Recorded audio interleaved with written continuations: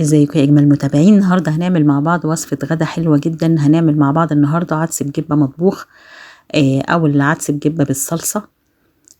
ودي من الوصفات الاقتصاديه، وانا بعتبرها من وصفات اخر الشهر الموفره. وهو حلو جدا. يعني بتقدري ان انت تقدميه كوجبه فطار، وجبه غدا، عشاء، بيمشي معاكي في كل الاوقات. اول حاجه بنجيب الوك بتاعتنا على النار، وبننزل فيها بشويه من الزيت ومعاهم مكعب من الزبده. وتقدري ان انت تستعملي في الوصفة دي سمنة بلدي، وبتكون حلوة جدا. وبنكون مجهزين معانا بصلتين مفرومين فرم ناعم، بننزل بيهم على الزيت والزبدة بعد لما بيسخنوا كويس جدا.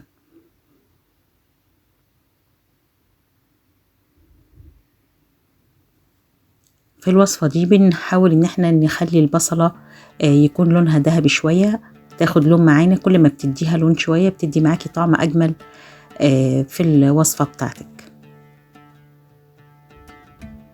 وهنكون مجهزين عندنا قرنين من الفلفل الحار، وتقدري تستبدليه بفلفل رومي، ومعهم كمان معلقة من الثوم المفروم.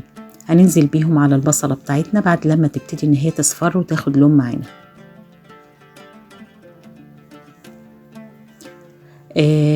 العدس بتاعنا انا هنا النهارده هستعمل حوالي 400 جرام. يعني هو انا كنت جايبه الكيس اللي هو بتاع السوبر ماركت، اللي هو بيكون تقريبا بيكون اقل من نص كيلو، 350 جرام او 400 جرام. وكنت غسلاه كويس جدا ونقعاه قبل ما ابتدي في الوصفة بتاعتي بساعة. يعني هتبتدي ان انت تغسليه وتنقعيه، وتسيبيه لمدة ساعة قبل لما تشتغلي. لو مش هتنقعي العدس بتاعك يفضل ان انت تديله نص سلقة علشان ما ياخدش معاكي وقت كبير في التسوية. زي ما انتم شايفين بعد لما البصلة بدأت تصفر معايا، نزلت عليها بقرنين من الفلفل الحار مقطعهم حلقات صغيرة. وهنزل معاهم كمان بمعلقة من الثوم المفروم.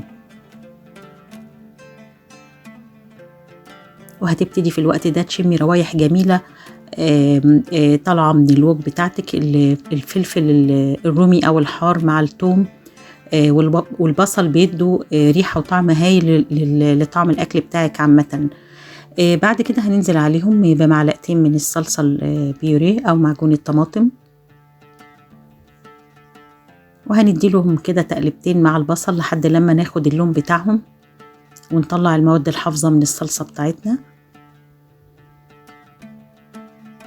هنكون مجهزين عندنا حوالي نص لتر من عصير الطماطم، وتقدري ان انت تستعملي طماطم مبشورة او متقطعة مكعبات صغيرة.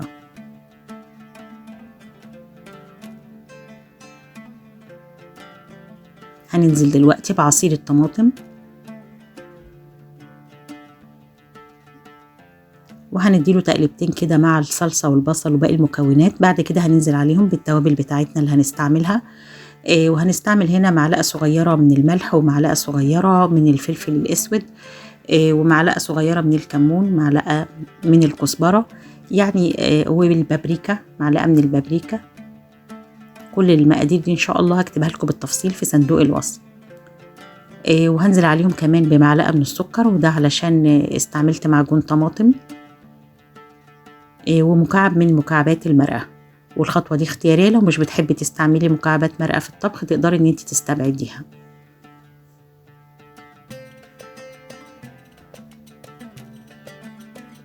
اول لما تبتدي الطماطم تغلي معانا غلوتين، هننزل بالعدس بتاعنا. اللي ضفته دلوقتي معلقة السكر، ودي مهمة جدا على فكرة علشان احنا مستعملين معلقة كبيرة من معجون الطماطم. وده مكعب المرقة. وصفة حلوة جدا وسهلة وجميلة، وخطواتها يعني ما فيش فيها أي تعقيدات، وبتخلص معاكي بسرعة جدا. وخصوصا كمان لو انتي العدس عندك كان مسلوق مثلا وشايلاه في الفريزر جاهز، بتبتدي انتي تستعمليه على طول، مش بياخد معاكي وقت في الوصفة دي. ده العدس بتاعي كنت نقعاه، يعني غسلاه كويس جدا ونقعاه لمدة ساعة قبل لما اشتغل بيه. هنزل بقى بالعدس بتاعي على الصلصة اللي انا عملتها، وبعد كده هبتدي ازود له حوالي كوبايتين من المية.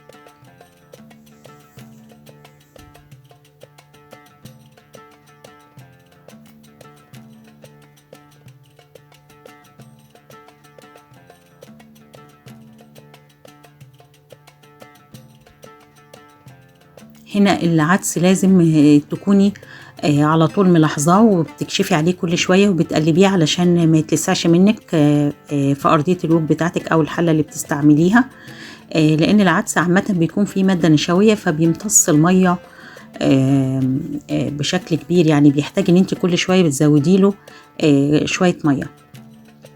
يعني انا دلوقتي بعد ما ضفت له المية وغطيته يعني تقريبا كل 3 أو 4 دقايق بكشف عليه وبديله تقليبة، ولو حسيت ان هو شرب المية ببتدي ان انا ازود له شوية شوية لحد لما يبتدي ان هو يستوي معايا تماما.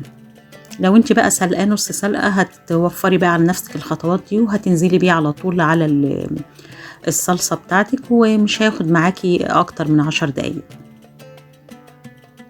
هنا زي ما انتم شايفين غطيته، بعد 10 دقايق كشفت عليه وحسيت ان هو تقل شوية، ببتدي بقى ان انا ازوده بالتدريج شوية شوية بالمية لحد لما يبتدي ان هو يستوي معايا تماما.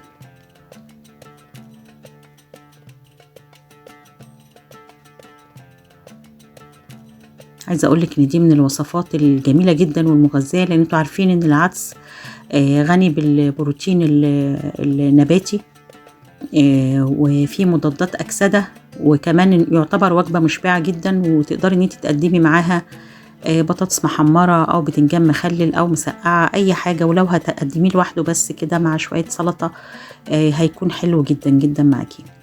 هنا بعد ما العدس بتاعنا استوى هنبتدي ان احنا نعمل له طشه كده جميله. هننزل برضو بمعلقتين من الزيت ومعاهم معلقه صغيره من الزبده، وهنكون مجهزين عندنا معلقتين من الثوم المفروم ومعاهم يعني تقريبا حزمه صغيره كده من الكزبره الخضراء، اخدت جزء من الاوراق بتاعتها مش كتير، وهنبتدي ان احنا نشوحهم مع بعض. وعايزه اقولك ان الطشه دي لوحدها بتنقلك وصفه العدس بتاعتك في حته تانية خالص، يعني بتخليه حاجه كده عالميه، والريحه بتبقى هايله جدا جدا. اول لما التوم يبتدي يصفر معانا، هنا بس التوم عندي كان متفرز يعني ما لحقش ان هو يفك معايا تماما، بس مفيش مشكله. هنزل عليه بالكزبره الخضراء، وبعد كده هنزل عليهم كمان بمعلقه من الكزبره المطحونه، وهقلبهم مع بعض لحد لما يبتدوا ياخدوا اللون الذهبي الفاتح ده، وهبتدي ان انا انزل بيهم على العدس بتاعي بعد لما اغرفه في الاطباق. وتقدري برضو ان انتي تعمليه زي طشه كده للعدس بتاعك وتقلبيهم كلهم مع بعض، بس انا بحب ان انا وقت التقديم انزل بالطشه دي على الاطباق كده، بتدي ريحه وطعم هايل للوصفه بتاعتي.